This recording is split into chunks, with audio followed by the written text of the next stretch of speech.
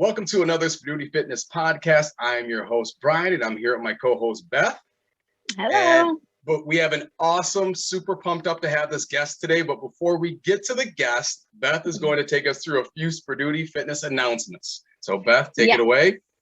All right. So we are still running our SF30. So October SF30 program is still open and available. Classes started on October 4th. But we are continuously rolling. This class is designed for busy individuals ready to get up, get their workout done, move on with their day. And since it's virtual, you can access the class from home or the gym if you're on the go. It's also a great way to build new habit for those looking for more accountability. And it's a great class for the more experienced person looking to pump up their workout to the max. Everybody works out to their own level and ability. All you're going to need to do is go to the SperDutiFitness.com website. You can click on the live virtual training packages. You're going to scroll down and click on the SF30 virtual group training. And once you enroll, you will receive your confirmation email, and one of the trainers will get in touch with you. Not only is our intro to flexible dieting seminar included in this program with anyone who enrolls, but also the new monthly Improve Your Mental Fitness seminar with licensed clinical social worker, Alicia Colhagen.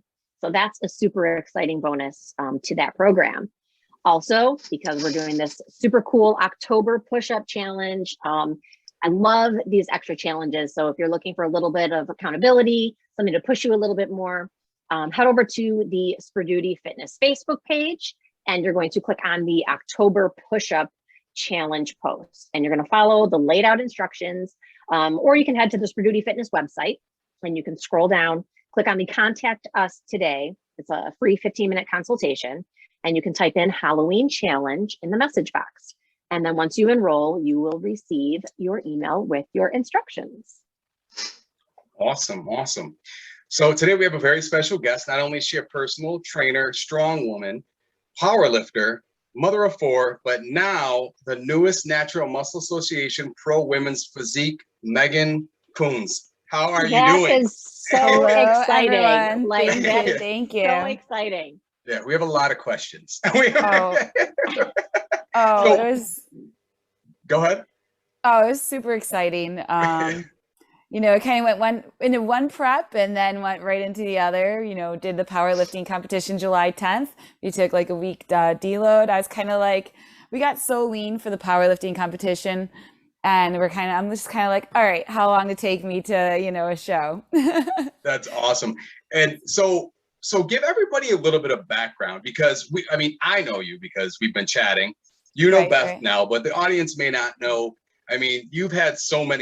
You've competed in so many different events. You've achieved so much, but give the audience a little background. Like, did you grow up playing sports? Were you athletic? Were you interested in sports? Or is this something that you've just picked up through the years? Oh yeah, I was into fitness since I was young, maybe since about 10. I was in dance. I started out with the whole dance scene when I was young. High school, I did track and field. I threw shot and disc, ran. What did you run? What did you run in track? I ran like the 50-meter dash, the 4x100, nice. Did a lot of the relays. And then I ended up getting into throwing shot and disc a little more. Nice. So I would still do the sprints, but ended up getting into some of the field events too. So that was pretty fun. And then kind of just, I was originally going to go to school for physical education. And so, then I got married, had kids, but kind of been dabbling in and out of fitness. Started out with teaching Zumba classes, was pretty much my first experience really teaching group fitness. Taught some jumping classes on trampoline. Yes. I got a license. Yep. Fun. That was really fun. I was a part of a little studio for a little while called Fit Happens. I was working there, and they wanted to bring a trampoline class there. So I was like, hey, I'll join you guys in getting that certification. So that one there was like a 2-day training of just like jumping on these little trampolines. And that sounds awesome. It was future a lot of fun. podcast special.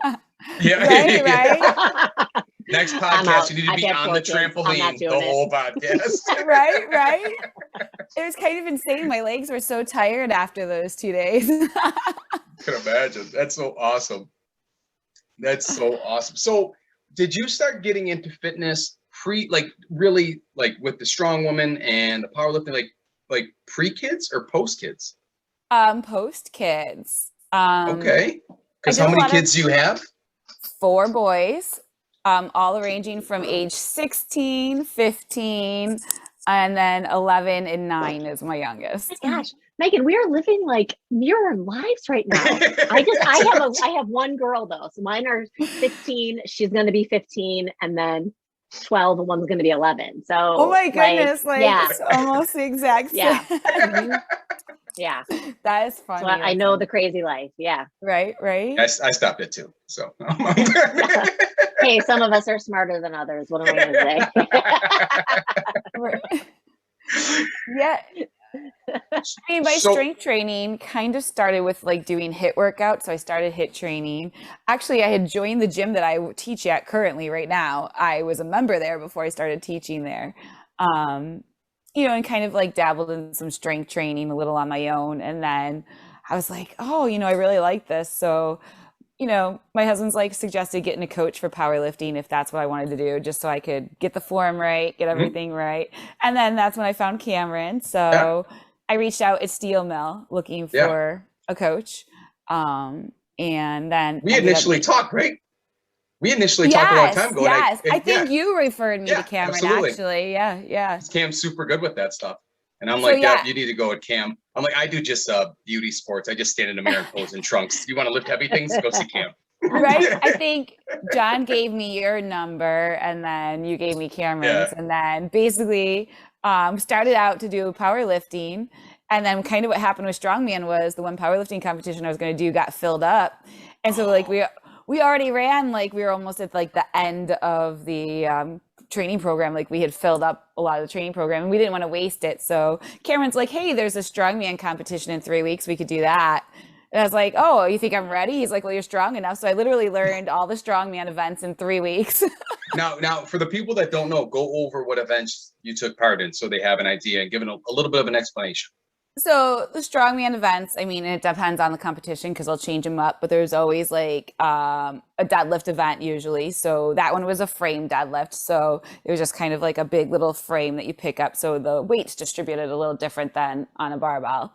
Then there's usually a pull event. So it was around Christmas time. So they had stuff kind of oriented toward Christmas because it was like December 7th in 2019. So their pull event was a sled pull. So they made like this sled out of like a wheelbarrow. It was kind of cool. And then the weight was all like based on weight classes. So I ended up going in at the lightweight. So the lightweight capped off at like 132. I think I weighed in the day before at like 127. So like the sled pulls, they did the weight based on weight classes. So like the guys, they were pulling this sled with like so many stacks of weights on it. This big dude, this big guy sitting in there that's like over 200 pounds. All like the women, we got to pull like the one coach's 2 little kids in there. So that was kind of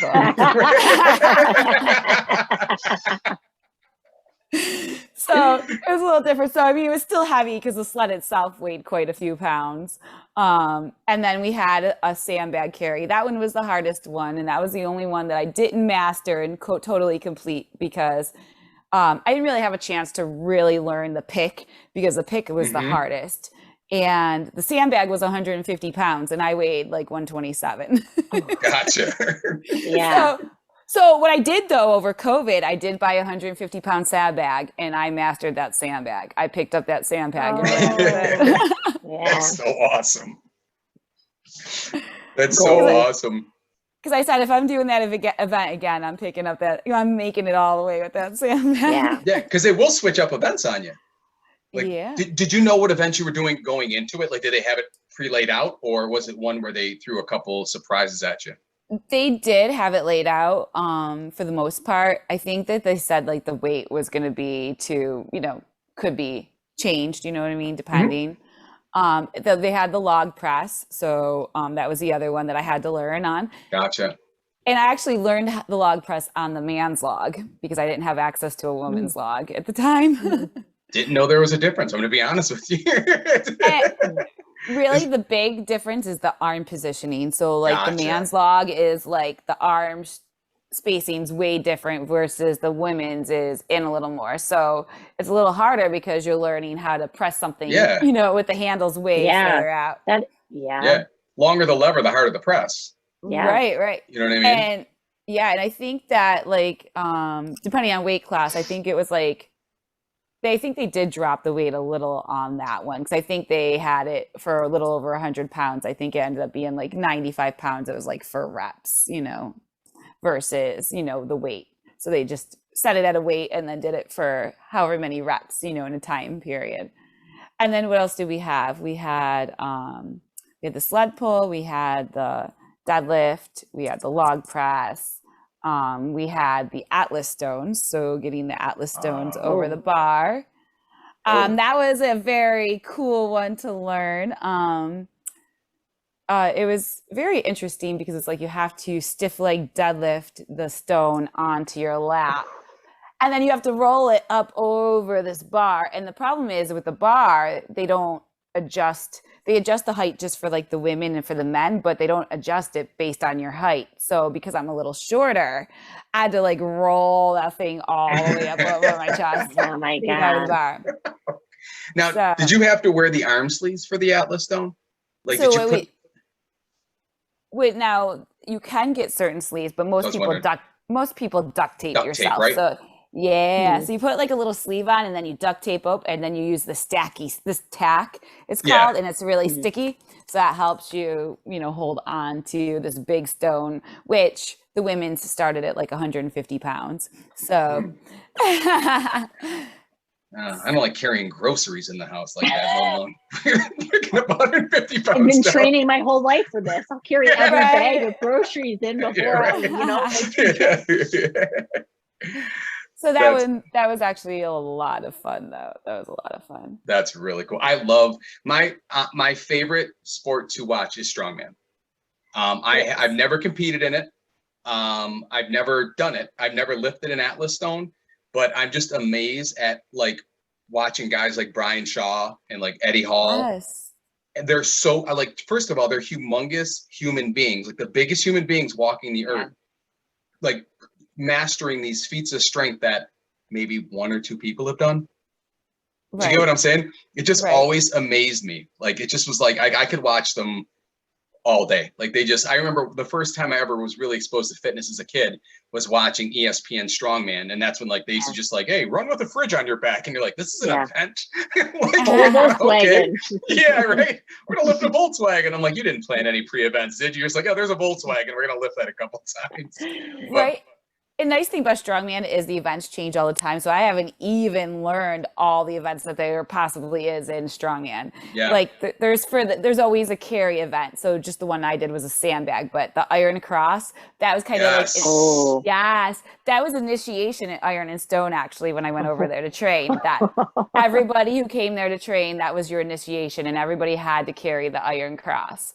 And because it's so heavy and it's like you have to hook your hands underneath it, like there was this thing where people would actually put poop emojis on it, because that was the amount of people that actually admitted to what happens when you can lift something right. And when I had picked it up, there had been 3 stickers on it. So 3 people that had actually admitted to it. That is awesome. I love watching Strongman. That's really, are you gonna, well, we'll get into this more once we start talking about everything else. But so you did the Strongman first, and then you did powerlifting? I did. I was starting to powerlift first, but because we ended up doing the strongman competition. That was back 2019. Yeah. Then I was going to do a strongman competition in last year, but then COVID hit, so it canceled the one that I was going to do. Did you get in a powerlifting meet? Yeah, I did that July 10th this year. Okay. So once COVID was over, I actually had a couple surgeries over COVID too, so that kind of prolonged a few things. I had an umbilical hernia repair just in like February this year. Really? Yeah. Wow. Holy cow. So I ended up recovering. It was only like a 3-week recovery. And then I think I took 3 weeks off from like powerlifting. I went back to work after a week, and then I just could only lift like 25 pounds for like 3 weeks, and then started lifting light on that third week, started back with Cameron, and then we just started, you know, lighter weights, higher volume, and then all of a sudden, not much longer after that, we went into the powerlifting prep. And how did that go? How did the power? Did you go? Are you okay? Yeah. My notes, something popped up on my end. Oh, yeah. Oh, there I am. Yeah, that was weird. I'm back. I think we're all good. Okay. So you good, Beth? Yeah, nothing happened on my end. Yeah, that was weird. Yeah, it happened on mine too. It's weird. Yeah, it was weird. It just like, had cut out popped up. So yeah. Must be my background messing with yeah. But leading into that powerlifting meet, you were prepping with the bench, the dead, and the squat. How did that go? How did day of the meet go? Because that was your first meet. You've been prepping for that, but you did a strong woman prior to. How was that prep different? Was there any difference or? Not too much. Really just hitting some PRs, you know, like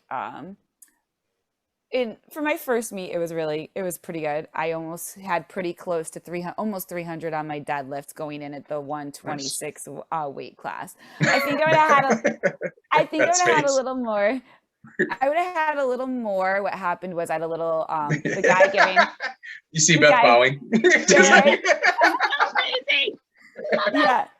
I missed my I was hoping to hit 300, but I had a little beef on bench press. What happened was the guy giving the lift off, he pushed the bar out and I had to kind of pull it back, so it hurt my shoulder. So that when I got to do deads, it affected my deadlifts, so I didn't quite get to the number that I wanted to. Blown out shoulder, still going, pushing through. You know, like. But still hit, you know, some personal PRs anyways, despite the little shoulder thing that went on, you know, with. What were your lifts? What was it? It was like 110 for bench. And like I said, if I didn't have that mess up on that second one. What were you pressing in the gym prior to the shoulder issue with Cam? Like were you getting over 110 in the gym? I had, and even in my warm-up was just flying up.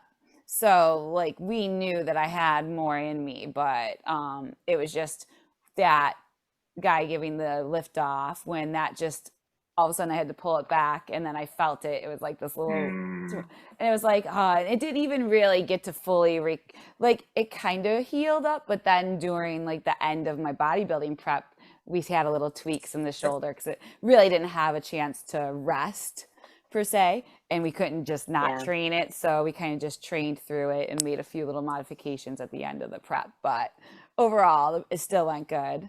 And for my first powerlifting meet, it went really good because we were actually going to go in at the higher weight class and then just kind of ended up naturally cutting weight. So then we ended up just cutting to the 126 because we're so close. You know, we might as well just cut. What were you sitting at before you hit 126 to make weight? Normally I was going to do, USA and USPA are different weight classes. Mm-hmm. So the last time I was going to do a meet, I was going to do USPA and I was going to hit around the 132 weight class, but they don't have that in the USA. It's either like the 145, I think it is, or a 126. And so I was kind of right in the middle. I kind of like was sitting like right at the 132, you know, ish mark. And then I kind of just started cutting weight. So then we're like, I was lingering around 127, 128 naturally. So we're like, all right, we made the decision like, you know, that week before or 2 weeks out that we're just gonna, cut the weight to the lighter weight class. So you were lean then. You were fairly lean at the powerlifting, at the powerlifting meet. I was, yeah. I mean, you don't see that a lot. You don't see a lot of very lean individuals in powerlifting. Like, and not to say they're not to say, I'm talking like contest, like you're getting like beginning of contest prep lean. I'm saying you see leaner people, but not like contest prep. Right. So it kind of happened. And what's funny is Cam kind of always, since we've been working together for 2 years, would throw out little jokes about, hey, I could train you for everything. You got to do at least one show once. Mm-hmm. And so just kind of planting the seed, you know what I mean? And I'm like, oh, no, I don't want to be in a bikini on stage. It's addicting though. Once you do it, you're like, oh, I like this. This is kind of cool. This is kind of cool. So I'm like, I don't have to pick up an Atlas stone, but I get to put on baby oil. I'm okay with that. Right? Yeah, so that was different. Balance. Yeah, it's funny, when I was training strongman, I always thought, like, what are people going to think when I'm going to buy baby oil and duct tape at the store?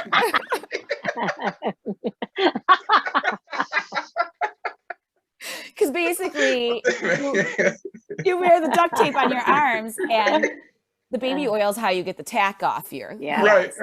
Yeah. So my one day when I was going to Iron and Stone to train, I'm like, oh, I need some duct tape and some baby oil. So I stopped at the drugstore to buy baby oil and duct tape, and I'm thinking, what's this lady thinking? I know. Right I hope you pulled up in a van. And just wink at her. Yeah. Walk out. Yeah. Whisper it. Where's your baby oil and duct tape? That's awesome. So then from there, you said you only took like a 3-week break and then started prepping? Yeah, I think it was actually less than that from the powerlifting meet. I think it was about a week deload, and then it was like a week or two, and then basically we started training, and then Cameron had put the, the program together for the bodybuilding program together. So, and then I've been working at Formula 3 as a fitness instructor there since last October. So it's actually a year exactly, I think about September 30th, I think I started. So not only was I doing all the programming for the bodybuilding, I was teaching a whole bunch of HIIT classes, because they're heart rate based classes. So I was teaching a whole bunch of classes on top of that. And, then home life. So you started your prep, you started your physique prep when?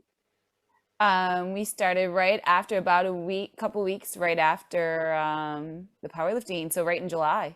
So this July. 2000, this July. Okay. So you went from July, August, September, October. So you had pretty much a 3.5 month prep. Yeah. Wow. Go ahead. What was that? Oh, and I was going to ask, so you were sitting at 129. What was your stage weight? My stage weight was 120.4.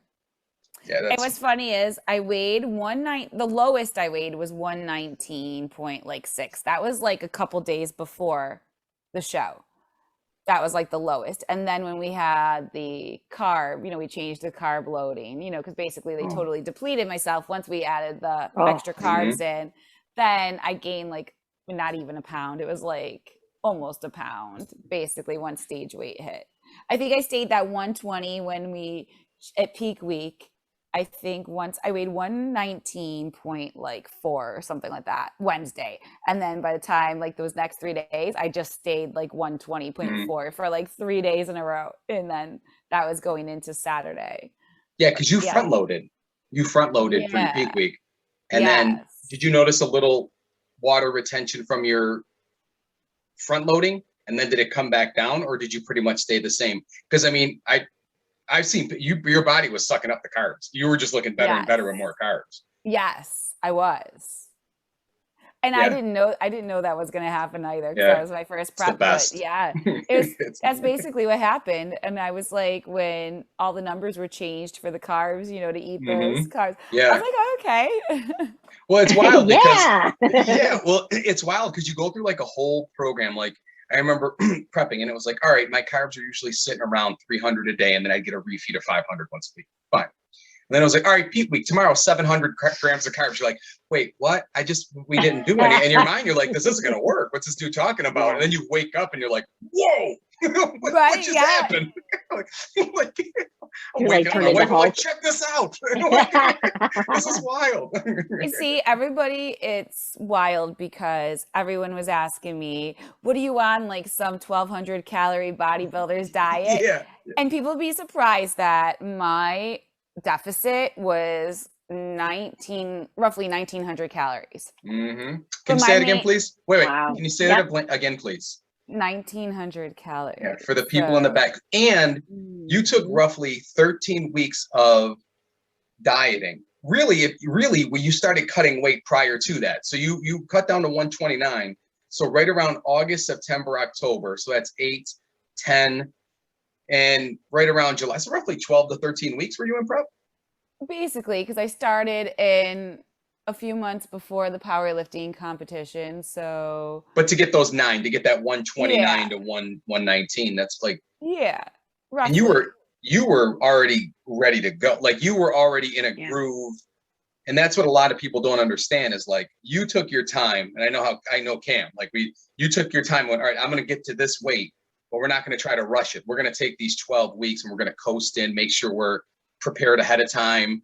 You know what I mean? So we're not trying to scramble last minute and make sure we're going in the show. Like you probably could have did your peak week a week earlier if you really wanted to, I bet. Right. And I was losing like maybe just a little under a pound a week, roughly. Absolutely. Mm-hmm. And that way we were keeping the lean muscle mass and just shredding the fat. So we weren't losing the lean muscle mass Mm-hmm. because we wanted to keep all that. From Yeah. powerlifting, that really helped. And that's why I think a lot of people, when it comes to show prep and weight loss and general weight loss, there's the differences. The rate of weight loss as you get leaner with show prep, you have to monitor how fast you're losing weight, your rate of weight loss. You really do. Because of lean And muscle mass loss, you can't crash. And that's what happens, I think, a lot of the times with the 1200, 800, 700 tons of cardio approaches is you lose weight, but you're losing weight. You're not necessarily losing fat. You could be losing lean muscle mass. yes. And And some of the that, women came in a little flat, I think, in the show. And you could tell which women were undernourished 100%. because I mean, you couldn't see the lines. They weren't full. You know what I mean? Mm-hmm. You could tell. And my maintain is normally like 2,400 calories. So Right. I've been in a slight deficit since I started my powerlifting competition, basically, since I started that prep. So, you don't need a huge deficit to, you know what I mean? It's better to go slow than it is Mm-hmm. to cut drastically. It's not Yep. maintainable. You're exhausted, you're worn out, you have no energy for the training, for your family life, for anything else when you're in these severe cuts. Mm-hmm. And what's funny is, as I was talking to women behind stage, there were women that were telling me they were doing 90 minutes of cardio a Yep. day. A 100%. Yep. day. Yep. Yes. If I had some type of board for horns, like "Meow, meow, meow," like I would do that because I hear that so much. No, I'm dead serious. Okay. I'm writing Mark that down. down. That next podcast we need horn sounds Yeah. because I was talking to people. See, here's the funny thing, and again, this is a little bit of a tangent, but especially dealing with female lifters, they don't understand that carbohydrates are your friend Yes. and start at the highest caloric intake possible while still seeing a bit of a change. Which means that's why we all know that we all do this anyway, all of us. That's why that 2-week assessment, pre-dieting assessment to see where people are actually at is so important because why just throw out generics? Hey, eat 1200. Okay. Well, why eat 12 when you could be eating 26 or 24? I have a guy now I'm prepping for a show. Every week he's checked in for the past 6 weeks, we've upped his calories. And he's still losing. Right?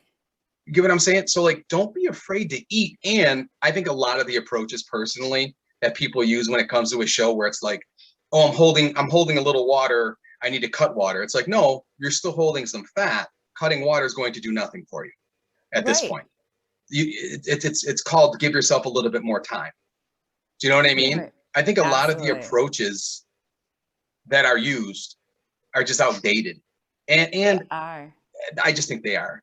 But but I agree. That's 1900 cap. That's kind of funny because my first show, that's where I ended at 19. That It's is a funny. couple of years ago. Yeah, it was like years ago. That is so Wow. funny. And people are always surprised. And then people ask me, should I not eat carbs? I'm like, no, you need carbs. Yeah. They're like, do you eat carbs? I'm like, if people were Yeah. surprised during my powerlifting competition, I was eating like 300 grams of carbs per day when I was powerlifting. And it got cut a little bit when I went into my bodybuilding prep. So Yeah. maybe, I think I was about like maybe 265 grams of carbs, roughly, still a decent amount. Yeah. Yeah. And people are still shocked, you know, how many grams of carbs I was eating. And what's funny is you really need that for, especially for powerlifting, that's your main fuel source, are carbohydrates. And when people ask me about how much I was eating, and they're always surprised, I'm like, well, first of all, I'm teaching these amount of classes per week. Right. I got a lot of lean muscle mass. I'm running these training programs. You know, if I ate 1,200 calories, I'd be dead. I'd be laying on the floor, passed out. Yeah, you'd pass out. There's just no way you could. It's not maintainable. That's not something that you could maintain for that period of time. And really, it is finding when people go into a drastic cut and they do too much, then they end up just putting all the weight back on because they deprive themselves for so long that you just end up, you know, it's not something that you can do forever. Yeah, I agree. I agree. And that's the big thing too with a lot of, and you try explaining that to people and it's like, listen, take your time. Like when we do 2-week assessments, if someone's calories are too low, it's like, well, you know, maybe you need to go into a reverse recovery phase for a few weeks or a few months to build up your metabolic capacity. So it's actually safe to diet. If you come in and you're averaging 1,000 calories and it's like, I want to lose weight. I mean, what can't go?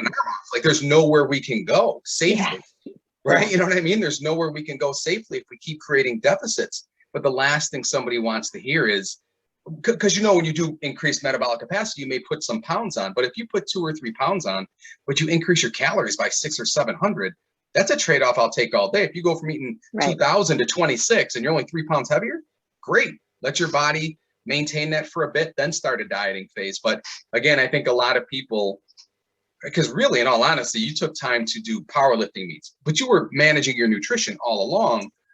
So you were getting your body accustomed to that high caloric intake. Your energy output was very high, and that way you had a very high caloric intake to play around with when it came to dieting. But that takes time to build up, and that's the biggest thing with people, is trying to teach them patience. Right, it's not an overnight thing, and in reality, all the muscle that I had built, you know, I still had some lean muscle mass before I even started powerlifting, but when you think about it, I was powerlifting for 2 years. You know, I was lifting heavy for 2 years before I even went into the physique prep. And another thing is I didn't really need as much cardio as people think that you do. Yeah. You know, people are running around. Actually, Cameron didn't add any cardio in my program till maybe like the last 3 weeks of my program. And then it started with like 1 session, and then the last couple of weeks was like 2 sessions. So yeah, it was like maybe the last 3 or 4 weeks where I started doing cardio. And like I said, he started with 1 session, and then it was like right toward the end when we just needed to, you know, deplete me a little more, we added that other second cardio in there. And it wasn't anything crazy either. So when I heard all these other women being like, wow, they're doing like 90 minutes of cardio a day, plus, you know, their strength training, plus 1,200 calories. Yeah. And to be honest, I didn't cut out, you know, I did try to hit my macros as close as I could. And I ate mostly nutritionally dense food, but I was still. Were you able to eat peanut butter? I did. That's the only question I have. Yeah, I know that's what Beth was dying to ask, because Beth is down to compete, but she won't give up peanut butter. I told her she doesn't have to. That is my one thing. I was like, peanut butter, boom. I ate peanut butter. I ate my oatmeal. I always saved room at the end of the night for something, like whether it was whether it was a That's yogurt what I'll be bar. doing when we're gone. Peanut butter's waiting. I always had like some sort of little treat at the end of the night, even in my bodybuilding prep. I fit it in my macros. It was lower calorie. You know, it'd be like a Yasso yogurt bar for like, you know, 90 calories or 100 calories or something like that, just so that I didn't deprive myself throughout the whole prep. Keeps you sane. It keeps you sane, and it keeps you adhering. Yeah. My big thing was something. Go ahead, Beth. That, like with clients, 100%, they're like, how do I stop myself from eating at night? I'm like, well, if you like to eat at night, you don't. You just have to plan for it. So make sure that you put it in where you want it, and make sure you're accountable for it, and then enjoy your treat. Because I am a nighttime snacker. Same here. Through and through. So have to put it in or I'll lose my mind. I'll torture myself. I usually save those calories for the nighttime. And a lot of times if I work the evening shift, I'm eating my dinner when I get home, so it's a little later anyways. And what's funny is it doesn't matter what time of the day you eat. People think, oh, if you eat at night, you're not going to lose weight. No, that's not true. It's just your total calories for that day. I eat past, 8 o'clock all the time and still end up losing weight the next, losing weight in the end. Well, I think Beth and I had talked about this before. We give people so many restrictions that they can't follow Rule 74, so they just give up. Right. They do. Right. And they're like, when people are like, can I eat past 7? I'm like, sure, go ahead. They're like, well, what about 7:30? I'm like, that's fine. 7:45. And I'm like, just eat what you want. We could do this all day. And you won't turn into this isn't Cinderella. Like, you're not, or whatever. Like, you're not going to turn into a pumpkin if you eat past a certain time, But that's the biggest thing is I think that's why people have success with flexible nutrition is I always say you don't treat flexible nutrition like a 5-year-old on Halloween. The flexibilities is you can add something in because I'd rather have you eat a peppermint patty on Tuesday than 27 of them on Saturday. Yes. Yeah. I've done both. I've eaten 27 of them on a Saturday before.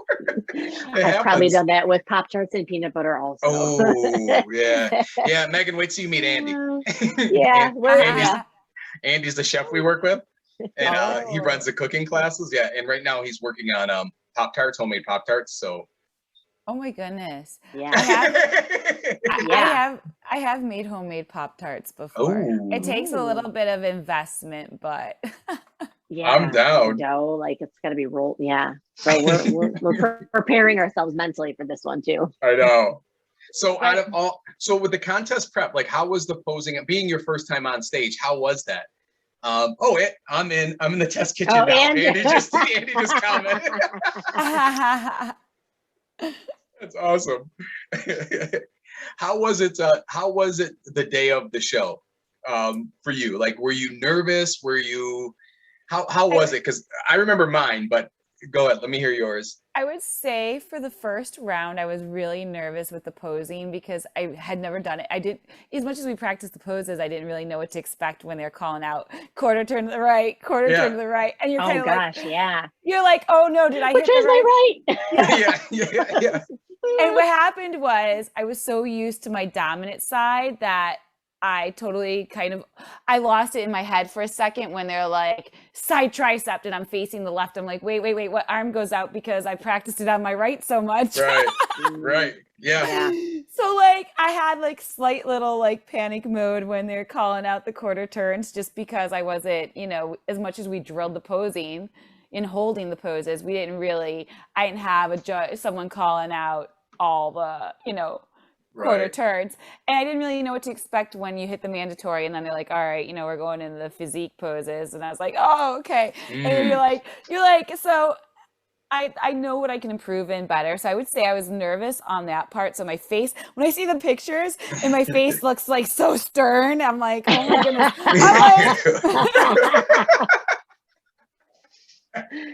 Yeah. It's so nervous. It's nerve-wracking. And then you're like trying to squeeze all the things and like look straight out. And then they're like, you're trying to smile and you're trying to like squeeze all these muscle groups at the same time. And you're like, ah. So I would say like that part was a little nerve wracking. And now looking back, I'd be much more relaxed going into that part the next time. But I knew I was going to shine on my posing routine because I put that together all myself. I picked out the song and I didn't have any help with the choreography. I just did the choreography all myself. So I knew what to expect on that one because I had my song and I had, all right, this is what I'm going to do. And I had a dance background. I was a dancer from the time I was 10 till like past high school. I was actually asked to be a dance teacher at my old studio when I had graduated high school, but I had so much going on at the time. I was going to college, I was working, so I ended up not doing it. But the owner of the studio had asked me to be a dance teacher when I had graduated at the time. But so then I ended up going to school. So I was going to school for phys ed. So then I ended up we had to take a gymnastics and dance class, and like, oh, you have dance experience, don't you? So I ended up going to Clark's Academy downtown and taking some classes in college there. Dabbled in belly dancing and tribal style belly dance for a while. We like did music as art, and we danced in some. What the heck did you do on the stage? Yeah. What song did you post to? 'Cause I don't know the song you posted. I just seen pics. Oh, yeah, because we didn't get that. We didn't.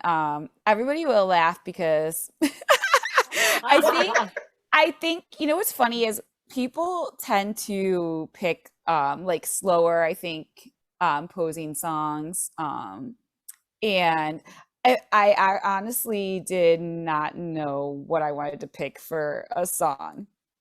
So I'm listening to music, and since I had a dance background and I'm used to a little more upbeat music, I actually did a clean cut, a clean edit to a Cardi B song.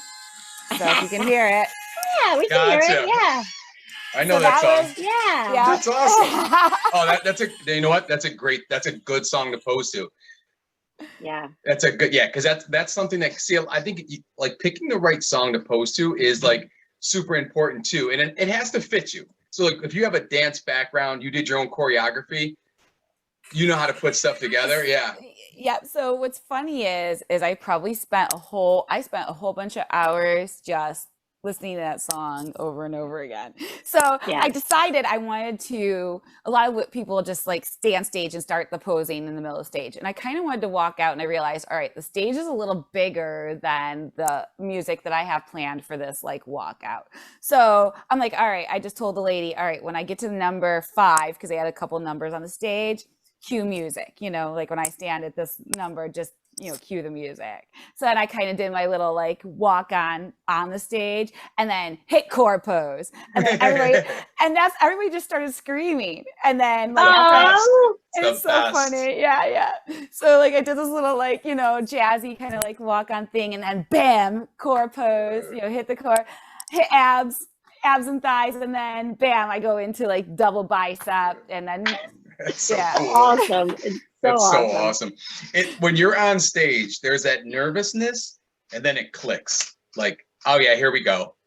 Do you know what I mean? Yeah. Like I remember walking out posing, and as soon as I heard the crowd, I'm like, oh yeah, I'm taking this. I'm walking to that side over there, and I'm walking back over here. And you don't want to get off that because you're like, do I got to leave? And I think that's why I was so much more nervous on the posing round, the morning show, because I didn't know what to expect, and it's so quiet, and everyone's it's just so dead silent. You're kind of like, dude, and you're staring out, and you just see like lights. Just lights. So you're kind of like, you don't see anything. Yeah, it's so Beth, when weird. you're on stage, when you look into the crowd, you can't see anything but these bright lights on you. Yeah. So you can't see a judge. You can't see, like, you hear people. But you're like, what am I looking into here? Like, what? Like, yeah. Oh.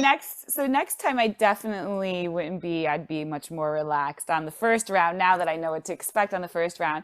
And, you know, some things just from looking at my pictures, like, oh yeah, I could have done that better. Oh yeah, I was so nervous. I wasn't really squeezing my, you know, I didn't have that full air in on that pose. Right. And that's the only way you get better at that stuff is to practice it. Like you practice like mouth breathing and not moving your core, trying to keep everything tight. Like when I did a show, when I did my 2015 show, 14.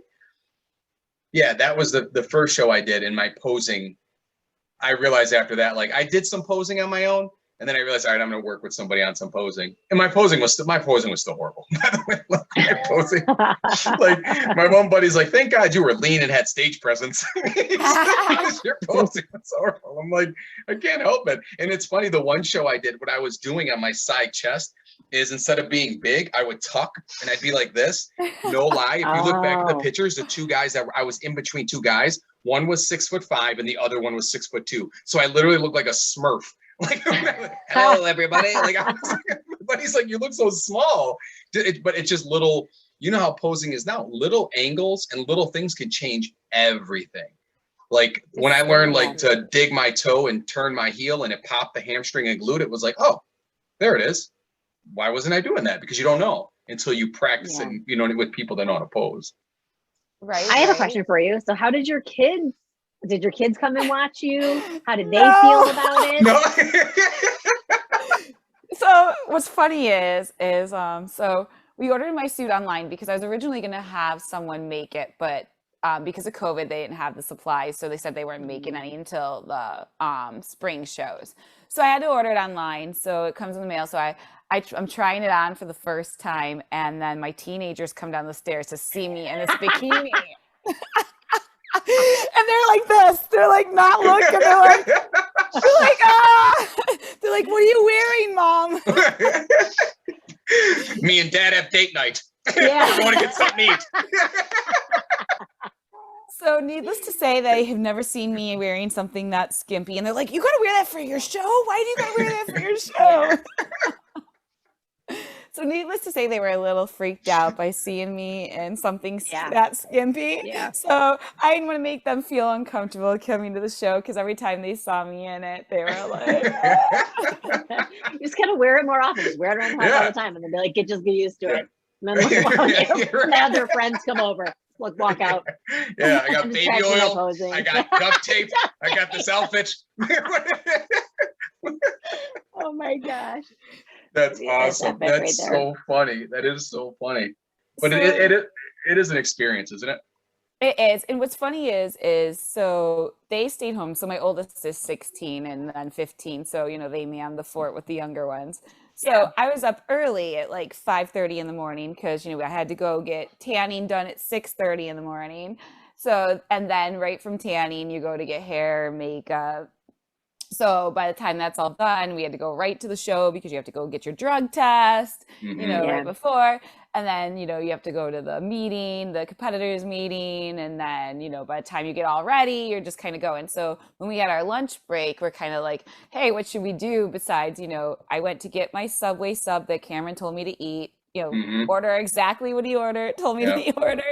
And then we had some spare time and I'm like, all right, I'm not really supposed to be doing walking. I got to save, we were going to go for a walk and realize, oh, that's a bad idea. Yeah, you don't want to fill your legs up. Yeah. So what should we do? So we're like driving around. We're like, oh, well, we'll just drive home and check on the boys. So I came in with all this dark tan and makeup. They're looking at me like, where's Mom? They're like, Mom. Yeah, that morning shower after the show looks like a scene from Psycho because all it is just like pro tan all over the place. You're like, what is coming off of me right now? Yeah, my wife made me. I want to say she made me sleep downstairs the night before the show. Oh my god! Because I was all pro tanned up. Did you get you got sprayed? Yeah, the night before and that morning. Yeah. Yeah, we used I forgot what it was called. Actually, there was Dark As when we competed for DFAC. That was a lot of the people out of the UK, and they had brought their own tanning. And I'm like, dude, how do these people look like this? Like their tan was on point. They looked fantastic. Wow. And it was this Dark As. But the problem is, it's a lot like Pro Tan, where like you can walk by a wall and it gets on the wall type thing, where it just spreads easy. But when it's on you, it's really nice. So like. It was a really, really, like I noticed that like even when I competed in Miami, all the guys from the UK, they didn't use the tanning person. They did it in their own rooms. They put it on each other and like their tans were like on point. We had to order it from the UK to get here to use. Yeah, it was really, really good. Some places won't, I don't know if NMA does, but I know there's certain pro tans they won't let you use. Did they talk to you about that? I don't know if I remember them saying. Because I know some people, because it makes a mess. It does make a mess. But it's fantastic. Like you look like a bronze statue with the we had to stick to using the bathrooms downstairs, Yeah. Oh yeah. Because of, literally you're just getting tan stuff like everywhere. It's so everywhere.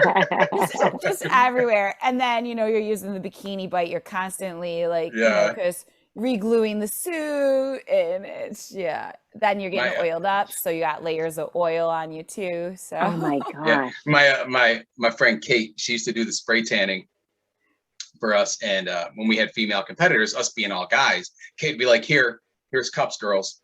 And I'm like, the hell you give them little Dixie cups for? She's like, well, they got to go pee, don't they? You want them peeing on their tan? And I'm like, oh, I guess I never thought of that. Like, she's like, yeah, she can pee. She's like, yeah, dude, like can't mess the tan up. So she'd give people like cups so you didn't leak. And I was just like, okay, that's out of my area, but thank you. Like, don't know. Yeah. I was just like, oh, okay. It is so different because it's so different from like powerlifting. Powerlifting is like, obviously you don't have to get all made up and, you're wearing a singlet. So it's not really, it's not really, sexy or anything. You're kind of just wearing this, t-shirt with this big unitard on. Yeah. Right.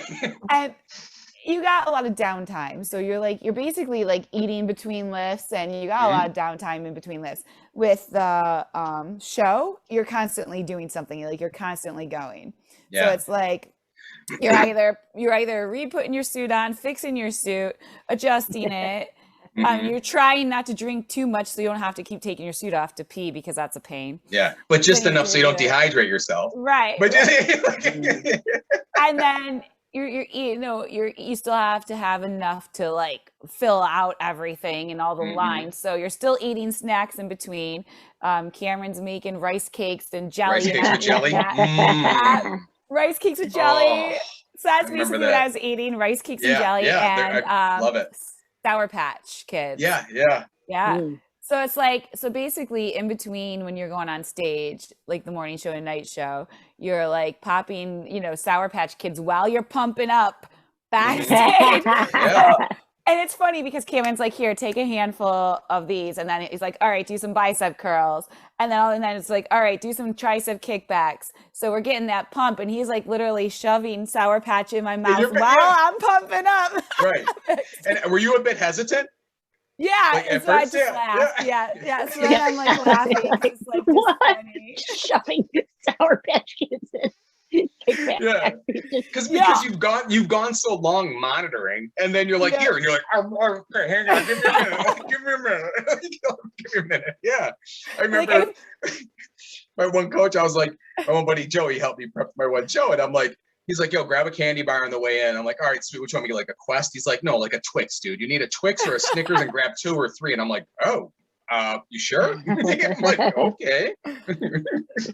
Yeah, because literally I put a few in my mouth before, we started pumping up. And then literally all of a sudden, I have the weights in my hands. And all of a sudden, like, Cameron just shoves it in my mouth. And I'm just laughing. So I'm like, out of nowhere. It's so, the backstage of a show is, like, quite hilarious. Because, like, it just everything's just, like, all over the place. Like, although the DFAC show that I did, it was really mellow backstage. Like I was just kind of like, and it's funny because the competitors who have been doing it for a while, you can always tell who it is because they always have a pillow. Because what they'll do is they put a pillow behind their head and they put their feet up on a chair and they throw headphones in. And then they're just like, yep, call me when it's time. They'll usually go up to the person that's calling categories and go, hey, what time is the bodybuilders or whatever going up? Oh, it should be in a little bit. Hey, I'm going to put my pillow right here. Just give me a little nudge about a half hour before, and they'll just set their timer, feet up. That way, no water. The big thing is some people, when they walk a lot, their legs fill up with water. Right. So you lose your definition. So you want to keep the water out of the legs, keep yourself off your feet. You don't want any type of leg pump where you want like an upper body pump. Right. So they'll do that and they'll just throw the pillow behind their head, headphones on, and they're just chilling because it's a lot of hurry up and wait. Like you're doing a lot of things. Hurry up and wait. You know what I mean? So like, yeah, you'll notice that through time. But I would say the first show was, I'm trying to think of the Maribel show. We were all, we were just kind of chilling out. I like to I'll just talk when I'm back there to people. Hey, what's going on? You just try to stay relaxed. Like that's what I do anyway. I'm like, what's going on? Hey, what's up? But it is a wild scene. It is a wild scene. It just smells like Protan. Oh, it does. That's all. I feel like I can still smell tan. Yeah. Oh. That spray tan has that distinct smell to it for sure, Yeah. It's funny, like going into prep though, I said to Cameron, all right, if we're going to do show prep, I said, I'm not a high heel girl. He's like, no, we're going physique. We're not going to go figure. I'm just like, I'm not learning to walk in heels. Yeah, because that's the difference between basically figure and physique is just the only big difference is high heels. Right. I mean, that's really just a big thing. I mean, physique for figure, they wear high heels and there's certain poses. But I forgot what, like, there's certain poses you'll do for figure that you won't do for physique, where physique's a lot more of the strong posing.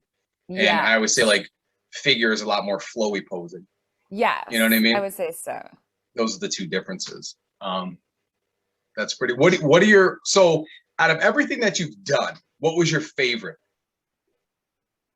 I probably have to say strongman. Yeah. Mm-hmm. I liked being strong, and I liked, you know, figuring out how to lift these heavy, you know, heavy implements, because every time that you do a new event, it's crazy. Because I learned some events that I didn't do in competition, like we had keg loads.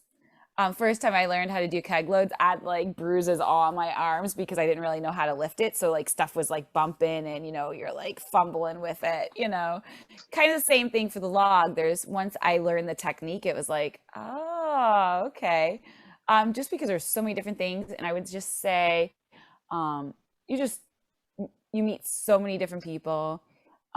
Everybody's cheering everybody on, regardless that you're competing against one another. Yeah, that's a huge difference between powerlifting strongman and bodybuilding or physique competitions. Sure. Physique competitions, headphones on to myself. I don't really want to talk to anybody. I'm not cheering anybody on. I'm focused on my food. Where powerlifting, and I find and strongman, everybody's cheering for everybody. Like everybody's cheering for everybody. Right. Everybody's cheering for everybody. It doesn't really matter where you place, where you end up. I remember when I was trying to get that, like, I got the 150-pound stone over, and then I think it jumped right up to like 175, and I had it like on my lap by just like I had it lifted up. I just couldn't get it all the way up over the bar. And I remember just like, you know, the guy running the show, he's just like, come on, you know, like everybody's just like hooting and hollering for you to get it over, and giving you, you know, prep talks, you know, it's like, so it's just kind of, the atmosphere is kind of like really engaging and fun, I would say, in strongman, and everybody's cheering everyone on. So it's a different environment. Though I have to say, I wasn't sure what to expect at the bodybuilding show. And like I said, a couple weeks out, when you're tired and you're exhausted and you've been in a cut for so long, and you're starting to get that cranky feeling at the end, I was like, all right, I don't know if I'm going to do this again. And then, you know, you get to the show, and then you're like, oh, I think I am going to do this again. So which one are you doing again? You know, you got to lay out the plan for Beth and I. Like, we want the long-term plan. Right? I think my plan right now is we're gonna film it. Yeah, and we're gonna be there. Reverse diet up a little bit, and rebuild some strength, because people are asking me what I miss the most, you know, since starting bodybuilding prep, and I said I miss being strong. Because in reality, I can't hit the PRs that I just hit a couple months ago, you know, because, you know, you have to change your training. You're going high volume. And so, you know, I'm not nearly able to lift what I could or squat what I could, you know, just a couple months ago. So I said, I kind of miss being strong. I miss feeling strong from where I was a few months ago. So I would like to probably hit another powerlifting competition sometime, maybe next spring or whatever, depending on how. I actually said I was, because I've been in competition mode since, you know, March-ish. You've been in competition mode for 4 years. What are you talking about? You've been a strong So I'm like, this is just you now. Right. So, you know, I did say that I was going to take a little break. So, but ultimately, I would like to do another powerlifting competition next year. So, yeah, and it is interesting too, because I remember prepping, and there's a certain point with my weight, like naturally I sit around 200. I could eat like whatever I could track, not track, right? COVID, I went a little over 200, but I noticed when my weight would come down, because I compete at 165, but this is natural weight I can just hold. It's almost like there's a weird point of where I feel strong. And then once I feel strong at a certain weight, like 190s, 195, 200, I feel pretty strong. When I hit 1 and I was squatting over 4 at the gym. And I remember getting to a point where I was 173 and I went in and I did 185 3 weeks before the show and my back went out. I could, to do like a front double bi and lean back, my back would just like not. And it was like, oh my gosh. And luckily my good friend of mine, Marsh, was a chiropractor, and he like was like, come on. The one trainer at the gym when I was at Steel Mill, John, came over and he's like, I seen that from across. I know him. He's like, I seen that from across the room. He's like, you can't squat like that lean, dude. He goes, you have no cushion whatsoever right now. Right. And, yeah. But I know what you mean. We're like, you look great, but I always joked, I'm like, I look great, but a brisk wind will take me across a parking lot right now. I got nothing. And I remember at one point, I'm like, I contemplated buying a donut to sit on because my butt was so bony, it would hurt sitting down on hard chairs. Yeah. My wife would be like, what do you got a snowsuit on for? I'm like, I'm freezing. That's why I have a snowsuit on. Like, I was always cold. And then did you get sick? I always get a little sick during my preps because there gets a point to where I'm so lean and I'm in such a deficit from what I'm normally at. I kind of get a little like cold. I actually luckily did not get sick during prep. I got fatigued at the end and a little tired. But I didn't get sick, thankfully.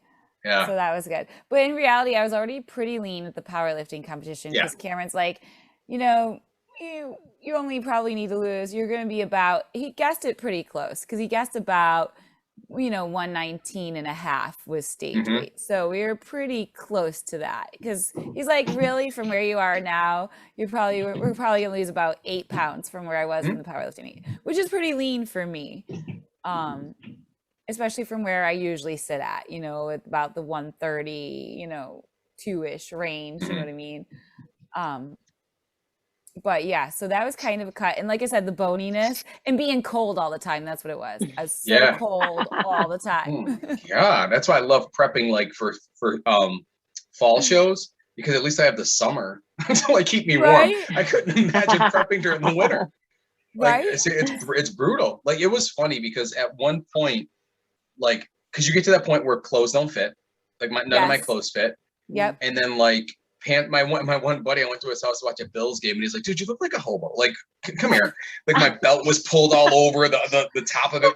The jeans were sticking out. And he's like, what are you wearing? Your older brother's clothes? Like, dude, like, I'm like, oh, hey, this is all I got right now. But it is so funny. I was actually tying up some of my pants. Luckily, I was tying some of them up. I was like, and I did buy some, I had to actually buy some extra small leggings because they just wouldn't stay up. And I'm like working and I'm like, that's the worst feeling ever when they're slipping down. Yeah. And they just wouldn't stay up because like, stuff shrank and they just wouldn't stay up no more. So I'm like, even the extra small ones wouldn't stay up. I'm like, all right, I got to tie these things up. Yeah, we found a box of like old clothes, and they were all like smaller. And I go to my wife, I'm like, yeah, this is Goodwill. Just give them to Goodwill. Just take them up the road. Hey, I can't get my leg in that thing. Like, there's no way. I mean, I was actually glad I saved some small stuff from when I was teaching Zumba, because way back when I was teaching Zumba, I was a little lighter then. I had learned a lot through all my training. I would say you probably noticed a difference physique-wise and weight-wise from the Zumba weight when you were light to when you were prepping for a show. Like, yeah, because when I started teaching, I was doing a lot of cardio. Then when I realized how much my body changed from adding in the strength training, I cut back a whole ton on the cardio. A whole ton. And I was like, oh yeah. Because you know what? As women, we're taught cardio, do more cardio. And it's crazy because it's ingrained in us as we're younger that we have to do, and I'm not saying cardio is bad and some cardio is good, but I think women are taught to overdo it on the cardio. 100%. Yeah. And so once I realized that I liked being strong and I had much more, I had the definition I wanted once I started strength training. Yes. It's a whole different ball game. It is. So I cut way especially back when people on the cardio. figure that out, especially when they figure it out, because we can tell until we're blue in the face.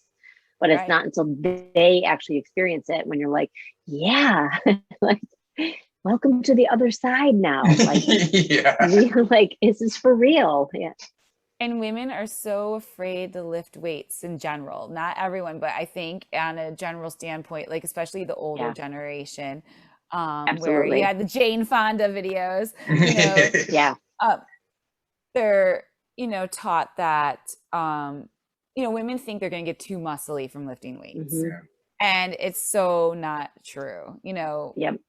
I love when they say like, I don't want to look like a bodybuilder. I'm like, I've been trying for 40 years to look like a bodybuilder. Are you kidding me? It hasn't happened yet. Like, I think many women, that they have the expectation of thinking that doing excessive cardio or doing cardio is what is going to give them a lean, sculpted body. And it is not. That is not where it is built. It's not where it comes from. And I realized I got the opposite of what I wanted by doing too much cardio. Yeah, and you'll notice a lot too with low calorie, high cardio plans. What I've noticed working in gyms is you'll have people, and it's women and men, that'll say, hey, I lost a bunch of weight. Now, how do I get rid of this? And it's like, well, a lot of that is atrophy. You've lost muscle. So you know how hard it is to gain muscle? So it's like incorporate, and it's wild because it's like incorporate resistance training, come off cardio. Well, I don't know if I want to do that. Yeah. I don't tell you, you know? Right. And that you do need to, and what people don't realize is you do need to tax your muscles. You do need to challenge yourself. If you're going to lift the same weight all the time, you're never going to see a change, you know? What people don't realize is that you are breaking down that muscle tissue, and then you do need to rest and recover so that you can rebuild that muscle tissue, because that's where you're going to see in the recovery time is when you're going to see all the changes. So people will go at it, like people come to the gym that I work at and they'll come like almost every day and then say they're not seeing the results, but then at the same time they're just breaking it down, not eating right. And they're not allowing any time for the recovery phase. So they're not going to see the definition that they want to see because they're not having that recovery phase in there as well. Some people you have to pull back. Right. So it is learning that kind of that balance, and you need the nutrition in there too. If you're eating more calories than your body needs, you're going to gain weight. That's just how it works. Oh, she frees up a little bit. Oh, a little bit. She broke the internet with that statement right there. Yeah, the internet didn't like that. Zuckerberg's like, no. It's the truth. It's the absolute truth right there. You do not talk resistance training on my platform. It's so true. Let me shoot her a text. I want to talk to both you guys about managing. There she is. There we go. All right, there cool. You are. Lost you guys. You're breaking the internet. You're breaking the internet with your statements here. You don't like it? I was like, oh wait, we paused here for a minute. So, and this goes to both of you, but Megan, talking to you on this point is with all your competitions, because between all of us, we have how many kids? 9, right? I have 2. 4. I have 4. Oh, you have 4. It's 8, 10. Yeah. Holy cow. 10 kids between us. Wow. Yeah. I have 2, so I'm gonna leave this to you guys. How do you guys? Because I have boys that I can kind of just kick. I'm just like, get away from me. You can figure it out. But how did you, Megan, how did you manage everything with, how were you able to compete while raising 4 kids and running a household? And what some tips can you give people? Because Beth and I have talked about this before too. So I want to hear Beth's input as well, but I really want to hear how you were able to, because that's a lot of hours. So you dedicated a lot of time to powerlifting and powerlifting, strong woman, and competing. A lot of prep, especially like on Sundays on my days off. Usually that'd be my day off. I would like steam vegetables, prep and cook chicken for like the next few days, put it in containers in the fridge. So that way it'd be ready when I get home from work. Cause I had to prep food, because if you're not prepping food, then, you can't be hitting everything you need to hit, especially in bodybuilding prep, because you can't be going over your calories if you're on a cut. So it really is always a lot of prep on that. Of course, my husband's working from home now, so that helped. So on days that I was working in the morning. I mean, of course the kids, were going hybrid until they started this school year. They were going hybrid. So it really, until they started school this September, most of my kids were hybrid, except for like my youngest. I think he went full time at like the end of last school year. So that kind of helped too. But definitely a lot of prepping. My husband's been working from home, so that helped. And we would alternate days of which ones we would get the kid, my youngest on the bus. I got teenagers, so they're pretty self-sufficient in the morning for the most part. Mainly just my younger two, and making sure they're up, setting clothes out the night before, getting to bed early, getting up early. That's another thing too. And now I'm just so used to getting up early. So people are kind of surprised at how early I get up. And when I try to sleep in, I just can't sleep in. My body's up. Same. Yeah. I'm used to being up at like 4 a.m. So, today I didn't have to get up till 7, but I was up at 5:30 in the morning. So I just got up and started doing laundry and Right. Same. I was actually up at 4:45 this morning. I just woke up and I was like, okay, I know I have to do this today. If I don't get up and do what I want for me, it'll never get done. So I got up and I took my quick walk. Like, I needed to just clear my head. I got up. It was like 5:10, 5:15. I just went out. I did a quick 2 miles, came back home. My kids were all getting up, and then we just kind of started our day. And that was really, I just needed that for myself in the morning. Yeah, big one is doing things before the kids get up in the morning. Especially when my kids were younger. It's like, when I'd get a lot of my training in, sometimes I would do my training at 5 a.m. I would get up before everyone got up. I love early training sessions. Mm-hmm. Yeah. I would do them early all the time, but my neighbors would think I'm really weird if I was lunging in my spandex at like 4:30. Well, outside. I have my garage. So right now, like, my gym I have a split in between my house and my garage. So we also have, on the outside of our garage, I have outdoor speakers. Well, I didn't realize that I had my speakers on the inside and the outside. So I have Rob Zombie radio blaring at like 5:30 in the morning as I'm in the gym. And I'm like, why does it sound so weird? And I open up the garage door and I'm like, oh my God. Everybody must have thought, like, well, we always have our music, but I was like, oh my God, sorry, everybody. I know it's like 5:30 in the morning. I'm not murdering anyone in here. Getting my pump on. Yeah. It is funny because everybody, actually, all my neighbors probably think I'm crazy, because over COVID, when I initially didn't have a whole lot of equipment, I ended up buying a strongman tire. So like, I bought a 250 pound strongman tire. I have a monster truck tire in my backyard right now. And we got it for a Nerf war for my son's birthday. It was like pallets and this big monster tire. Never even thought of like flipping it around my yard though. It's taller than I am. Like, it's huge. So what we started doing was, my husband went and bought some metal poles from like Home Depot. So we'd put it underneath the tire so we could deadlift the tire. And then I took all my weights that I had, like my dumbbells, and would put it inside the tire to add weight to it. So then we would deadlift it and we would carry it. We would run back and forth doing carries with it, flip it. Yeah. So all my neighbors called me the bodybuilder before I even became the bodybuilder. I just have a 90-year-old lady that's like, oh, there's Brian lunging again. Captain America spandex. I'm like, I just do it for Jan, the next door neighbor. That's it. Yeah. Well, my wife was like, when I asked her, I'm like, hey, do you mind if I just get a few things? Because when COVID hit, I was in a gym all the time. And then I had nothing. I had some bands, and I'm like, I can't do bands.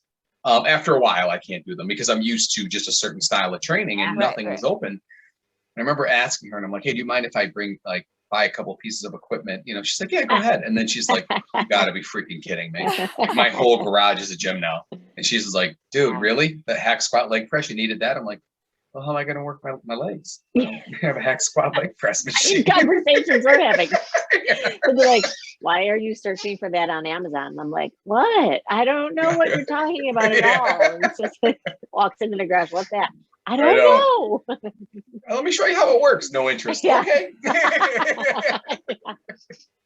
What's funny is most people who know me now, they know deadlifts are my favorite. That's like my absolute favorite lift are deadlifts. It's the lift I'm the best at. It's my favorite. So like at work, you know, we usually have a barbell exercise on a daily basis where I teach. So whenever it's deadlifts, everyone's like, you know, all I have to say is it's my favorite exercise today, and everyone knows what it is because everyone knows I like deadlifts. That's awesome. I've always wanted to hit, I've never hit over 5 on a deadlift. I've always wanted. The most I've ever gotten to was 465. And it was the ugliest sumo deadlift you'll ever see in your life. It was the ugly, my foot moved. I don't know how I got it up. After that, I'm like, maybe we should just, I can never hit over 5 on a dead. Like it's been like one of my goals, and I just never hit it. But I used to love the deadlift. I love the squat. The squat was always one of my favorite exercises too. I don't like bench press. I'm not a big bench press person. I think because we've done it so much, like growing up, that what do you bench? I'm like, what do you squat? I don't care. Like, you know what I mean? Right. It's like, but yeah, the deadlift is awesome. Were you at the mill when they were downstairs? No, I wasn't there yet. Yeah. That was a good, it was probably twice the size. Yeah, I heard about it. Yeah, I heard about it. And there used to be, there was one guy, I might have told you the story, Beth, before. This one guy came in, Marlon, and it was like, he was about 5'7", but about 240 pounds. And I don't know, I was young, and he had came in from California, and he came up and he had this like little voice. And he's like, hey, can you hand me the 180-pound dumbbells? And I'm like, okay. So I gave him one, and he's doing presses on the incline while he's talking to us. He's like, yeah, I just flew in from California, so I'm in for a little bit. And I'm just like, hey, give me my hoodie. Zip. I'm going to McDonald's. I'll be back. But he was that's a thing about, like, always loved about steel mills. Like, everybody was always nice. Like, everybody for the most part was always nice. But when it was in the basement, it was wild. I've seen some wild lifts in the basement. Remember one guy was squatting like, it had to be over 5. Over 5. And he was like, I'm like, oh man, I'm like, you squatting? And he's like, yeah, you want to jump in, man? I'm like, no, not at all. I have no interest whatsoever. But the dude is probably like 260 something. And he was just, and it's like, but they're so like, it was pretty wild. There was real quick story, and then we'll end it. But I'll never forget this guy, Chris, a long time ago when I was working at Steel Mill behind the counter. This kid came up. So there used to be a back section that was blocked off. And that's where a lot of the Olympic lifters, because it used to be powerlifting, Olympic lifting, and a lot of bodybuilding. And so back then it was more even Olympic lifters than anything else. And one of the Olympic lifters came out of the back, and this kid's like, can I get a spot? And he kind of like moved the kid with his hand, like, no, move. And the kid walked to the front, and Chris, the guy, was walking to the back bathroom, and the guy goes, man, he's kind of mean. I'm like, oh yeah, man, maybe something just happened. And Chris walked out, and he's like, dude, I just puked all over the place. I just took 500 for 2 on a back squat. He goes, I didn't mean to be mean to that kid, but I was going to barf all over him. And I'm like, I'm sure he's going to be okay with it. Wow. And he's seen the kid. He's like, sorry, buddy. He's like, and I'm like, yeah, he wasn't being mean. He just like was ready to throw up all over the place. Wow. But they were so nice. They were, it's just a lot of weight. But yeah, it's really, really cool. I was a member at that gym since '96. Oh, nice. Yeah, right through. But yeah, it was fun. But yeah, it's a good community. It's a good, the fitness community is a nice community. It is. It's a really nice community. It is nice there. Old stories of the mill. Yeah. Oh boy. So we have big news too, but do you want to talk about it yet? Speaking of our community. Do you want to talk about it yet, or do you want to wait, or it's up to you? Whatever you want to go do. Listen, I got my finger on the trigger, ready to shoot, so I'm not worried about it. Beth's dancing. So I'm ready. And the big news is Beth will be competing in March. So I have so much of a build to do.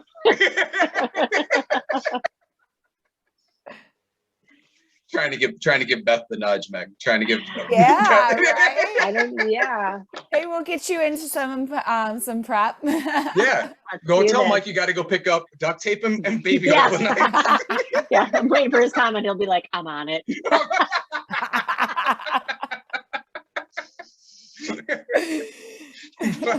Oh my It's God. for This is prep, awesome. honey. I'm sorry. It's for yeah. But Megan is actually going to be the newest trainer here at Sperduti Fitness, which we are super pumped about. That is super awesome. Excited. It is. I can't It wait. is very exciting. And in November, Beth is running the SF30 classes in the morning, and Megan will be running the SF30 classes at night. And we'll put out more information on that. That'll be Tuesdays and Thursdays from 5:30 to 6 and Sundays from 8 to 8:30. And then we'll also be launching SF Show Prep as well. So any competitors that want to get in shape for show prep, make sure to contact us, and you can get a hold of any of us, Beth at SperdutiFitness.com, myself at Brian@SperdutiFitness.com, and Megan at SperdutiFitness.com, and that'll all be up. Feel free to email, ask questions. We'll send you move you in the right direction, give you feedback on how much time we actually feel you should be in prep to bring your best package to the stage, because it does take time, and we just don't want you going up there. We want you to go up there at your absolute best. So both of those programs will be launched. The SF30 will be starting in November, so we won't be starting that until November, but the SF Show Prep will be up very soon, and Cam will be on that as well. Man, this was an awesome one today. Beth, we went like almost. It was good. Well, an hour and a half. It was really good. Yeah. As I say, keep me talking about health and fitness. And all this That's right. Yeah. Yeah. That is so awesome. But we're super excited to have you on the team. Thank you for doing the podcast with us tonight. This was absolutely awesome. We learned a lot about baby oil and duct tape. Sour Patch Kids. Right. Pretty much. But that we'll end it there for today. The programs will be up and running very soon. If you want to if you want to get a hold of Megan, it'll be Megan@SperdutiFitness.com. Just shoot her an email if you have any questions, like I set up a consultation, and we will catch you guys next podcast. Yay. Awesome.